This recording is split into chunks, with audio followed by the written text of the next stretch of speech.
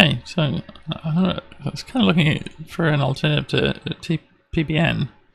It's kind of an interesting conversation. Like, Grok can't actually find one yet.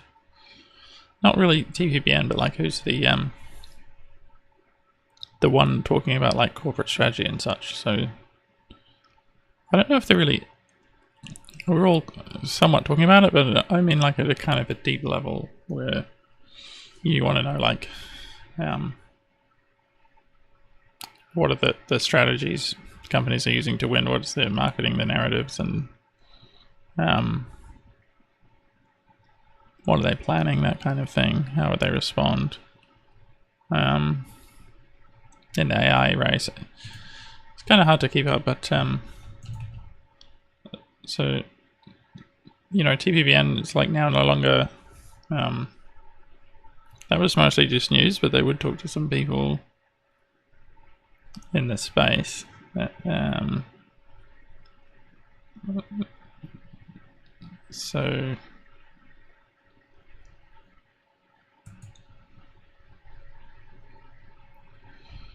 yeah, it's saying State Cherry or this guy, the diff. I quite like the batch from Andrew NG, which is like more of a technical what's happening kind of thing. I don't think any of these people are actually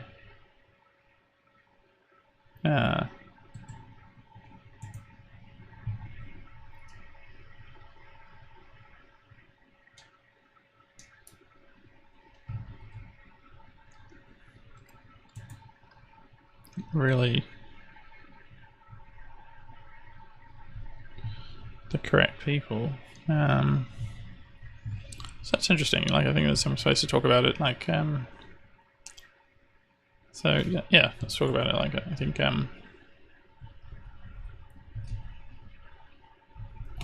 what's that? They released the Anthropic Mythos report.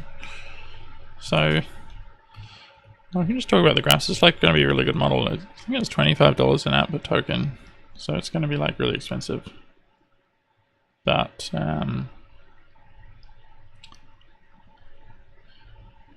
most of, yeah, they've always done this, but they're like really heavily talking about risks and stuff, basically. And I think there's like a narrative there for a reason, because they want to make more money, right? I think that's the main reason, because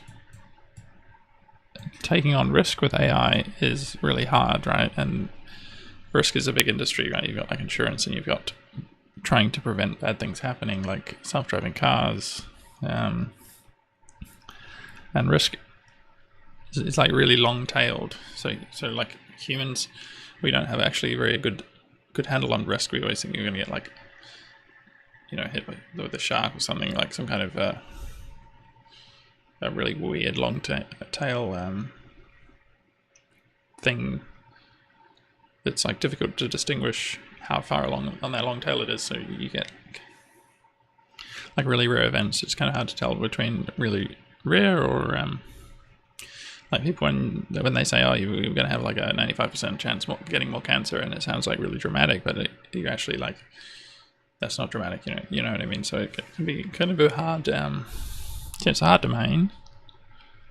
But NASA's got like an interesting way to take on risk, where they will, everything they say they like kind of quantify with like specific language, like this is an off the cuff estimate, or this is, you know, an estimate I've like rigorously gone through and like kind of searched down the hierarchy of things that contribute to me coming up with this estimate. You know, there's different levels of rigor, basically, for when you're talking, which is kind of interesting. That I think that they are, as a business, this is going to be a lot of their business, right? So they now are rolling out models to companies beforehand to do a lot of security stuff. They gave some money to open source. I think there's a bit of a, you know, maybe they can do some hiring or whatever for people that are quite scared of this kind of stuff, but it seems pretty, a lot of it, my take is that a lot of it we can do quite well anyway. I mean, you can do, you know, you need less turns. It's because we've got n equals 5 here, so you don't need too many many tries to like get good at virology, whereas here you would need n equals 12. So yeah, it's quite easy to build an agentic system that's within the same error bar. Oh, that's Mythos preview, so it's a little bit out of Opus. That's 10 and that's 12, so it's, you know, I think when you look at it from there certainly is some breakout capability, but a lot of things, I'll just scroll down to the chart to kind of support my narrative, but there's that one about the benchmark that's kind of already solved, and so you can't really see any movement, but shouldn't reference that too much, but that's kind of, yeah, I think they're focusing pretty hard on that as a business, but yeah, I'll just show you that one. Yeah, the side bench pass, it's like, yeah, they're both saturated, so it's kind of hard to tell. But there are ones that they've got some breakthrough capabilities on hacking, but that seems fairly obscure, but still hard to hack and then gone to easy to hack. So you know, hacking is a real thing with LLMs, and you can, yeah, they're making big money off that. You know, they charge what is it? Was it $25 at some stage for a code review? When really it's just like running Claude Code or something, asking for a code review. When we looked at the source code, so I think it's just a lot of positioning their business really and they're really good at positioning their business.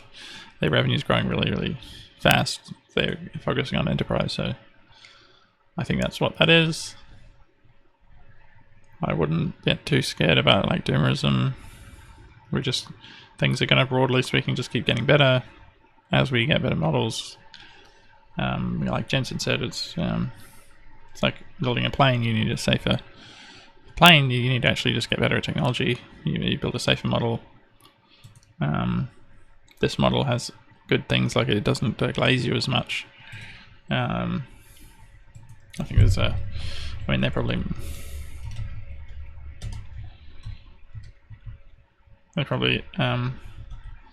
mentioned this term.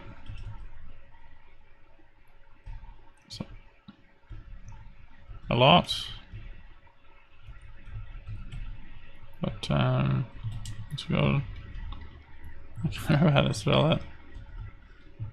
It's like fancy.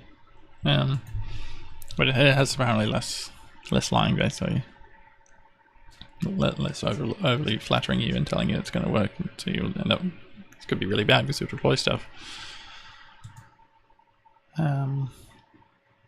Stretch your body recheck. I've got my little stretch timer. You should remember to stretch. Yeah. So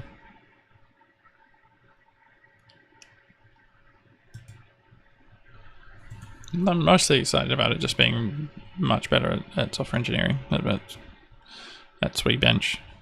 Looks like it's got some, I think that's like all-knowingness is some kind of huge Q&A or something.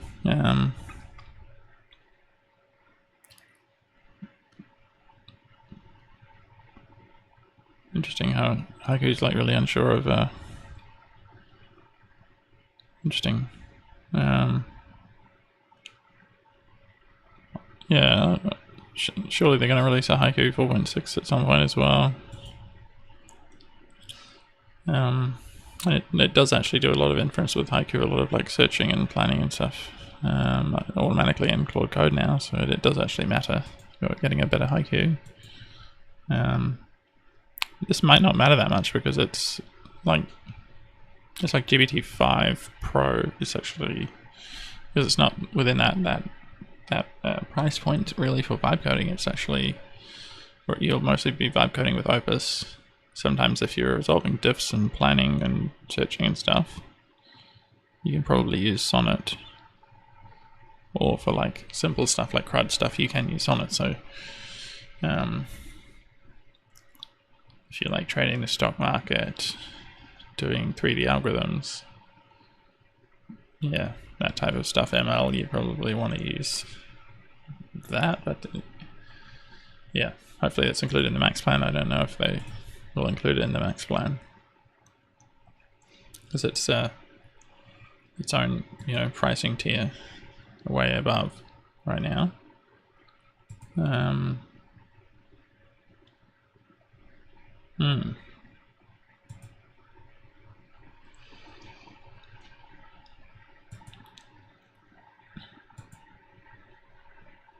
So it's got like not many refusals. It's interesting that Opus has got not many refusals. It did refuse a health science project for me, so it can be a bit annoying. Like, because that also depends on the harness, and they try and lock you into Claude Code, so you probably get more actual refusals than they're letting on.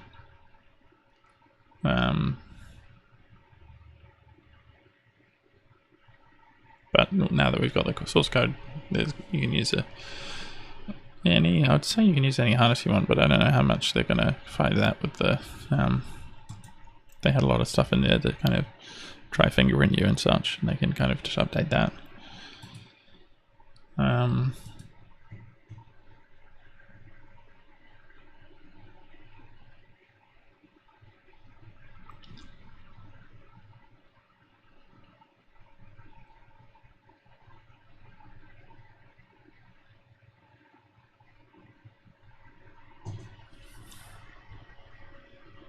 Self-recognition is kind of a weird, like, things like that are just, you know, they just don't matter.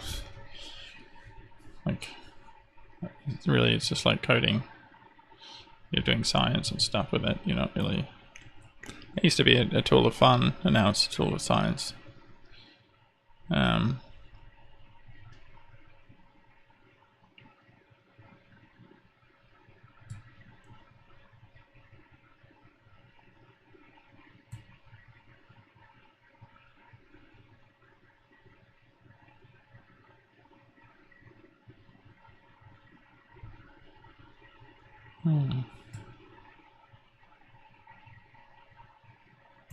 This mean squared error.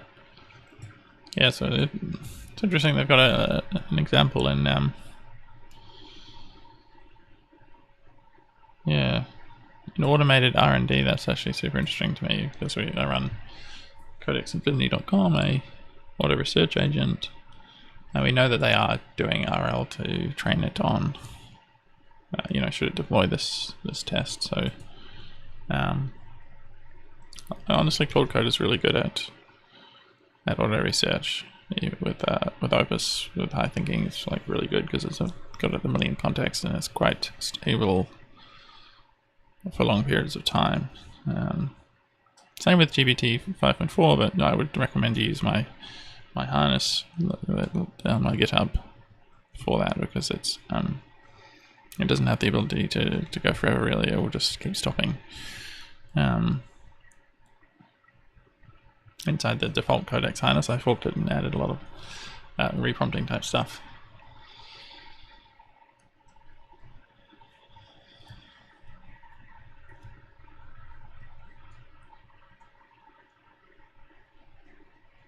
Stealth success. Completes a side task and then goes undetected.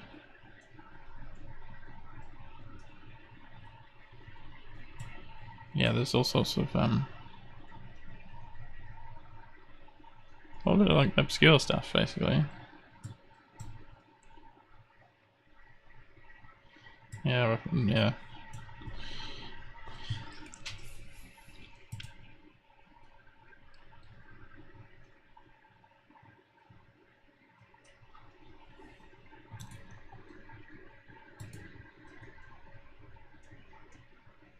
It's interesting that what happens in practice is that they, and this is maybe kind of positive to the narrative of the safety, but because they are competing in the market, they need to be really good at effectively having a useful product for their customers. They can't actually dial their refusals high. They can certainly detect after the fact what's been going on, and I do theorize that when people are US adversaries are hacking, they'll be able to use kind of some self-reflection, like with Mythos, to be able to figure out, hey, these people are like really actually adversaries of USA, and they can even with the Department of Defense, they could even counter hack, like run some code or something to not tell them that if they're using Claude Code, and then just take over their machines. But yeah, here, that kind of thing. That's kind of what attackers do. Start turning off monitoring and stuff like that. They can definitely at least detect when people are doing that kind of stuff. It is a bit hard to separate kind of the reasons why people are doing something, because it's like it can be unsaid. Like, and they've been having issues, like if you say, let's SSH into this machine, turn off monitoring, run the script, it's ambiguous as to whether that's offensive or not. You can just say, it's my machine. And as a product, they have to compete in the market, so they're going to have to just do that kind of thing. Or we'll just use codecs.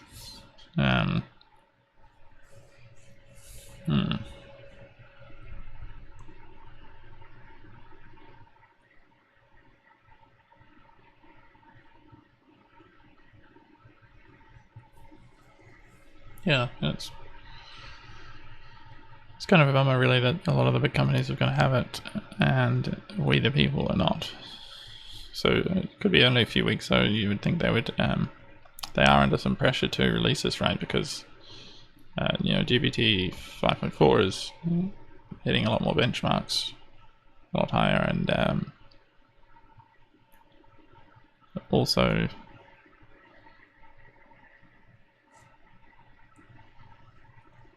yeah, it's just keeping that.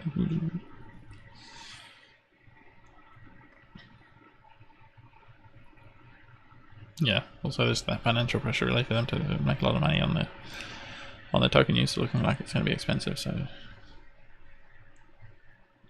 probably be only kind of 2 to 4 weeks max wait, really, until it's released.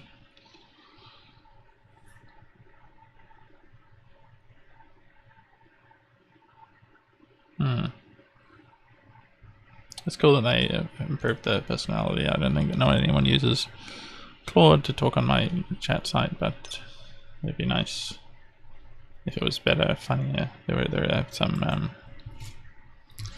did have some gains there.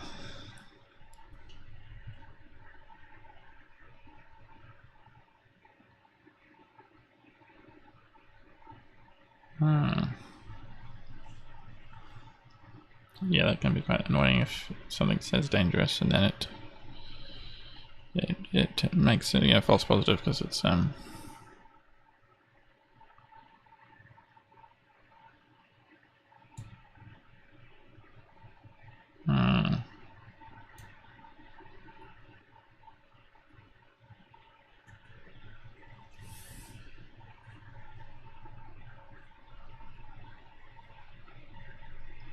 yeah, and they did say that they nerfed as well the system prompt to make it less agentic, because it would just keep going. So it'd be nice to use it like inside Pi or something. I've got a fork of Pi as well.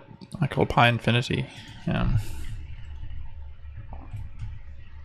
Yeah, and that's Yeah, you can run forever agents with pi. So.